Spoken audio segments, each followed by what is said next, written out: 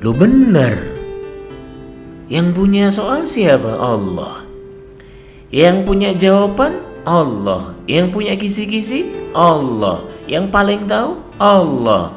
Maka sepintar apapun kita, dengan ilmu kita, sehebat apapun wawasan kita, seluas apapun knowledge kita, ingat, setinggi apapun jabatan kita, itu tidak akan pernah mampu menjawab soal ujian hidup kecuali Allah izinkan. Terus kenapa gitu tidak kita kembalikan kepada Allah? Berupa apa? Ya berupa ketakwaan. Berupa apa? Ya berupa keimanan. Berupa apa? Ya berupa ketakwaan. Bukan sekedar hanya ya minta, menjerit, mengeluh, hingga kemudian kehidupan kita tak lebih baik daripada hari-hari kemarin. Kunci jawabannya bisa jadi kita dapatkan ketika kita tobat, istighfar, memperbanyak zikir, itu kan?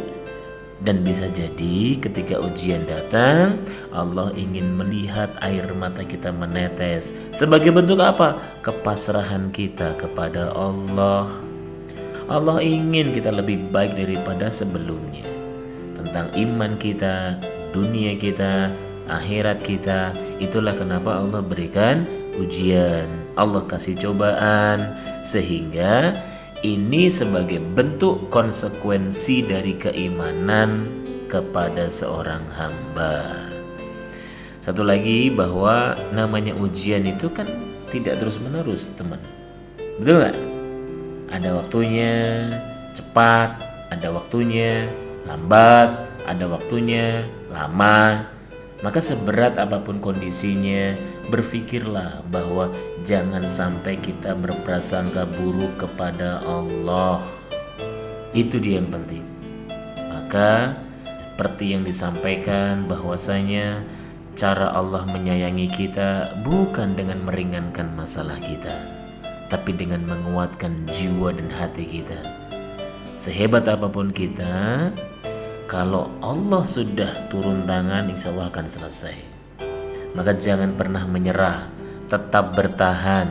Cara Allah menyayangi kita bukan dengan mengurangi beban yang kita pikul, tapi dengan mengokohkan pundak kita. Ingat itu.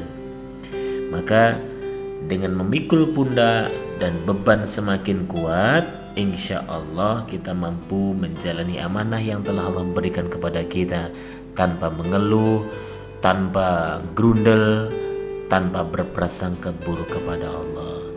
Cara Allah menyayangi kita mungkin tidak dengan memudahkan jalan untuk sukses, tapi dengan kesulitan yang kelak baru kita sadari bahwa kesulitan itu yang membuat kita semakin istimewa.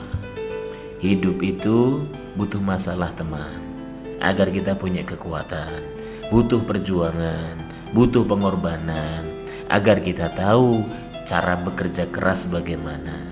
Butuh air mata agar kita bisa faham bagaimana merendahkan diri di hadapan orang-orang beriman. Kadang butuh dicela agar kita tahu bagaimana cara menghargai orang lain, menghargai perbedaan, menghargai orang-orang yang lebih remeh daripada kita. Hidup juga butuh tertawa agar kau tahu bagaimana rasanya bersyukur itu. Hidup butuh senyum agar kita punya cinta. Dan yang terpenting adalah hidup itu butuh orang lain agar kita tahu bahwa kita tidak sendiri sedang diuji. Ya, mungkin beberapa ujian akan berlangsung lama. Mungkin beberapa derita sembuhnya tidak sebentar, dan tidak pula tidak bisa disembuhkan. Artinya ini adalah pembelajaran tentang keikhlasan. Ia akan lahir hadiah terindah dari Allah. Maka berbahagialah pada orang-orang yang hatinya dipenuhi dengan baik sangka kepada Allah.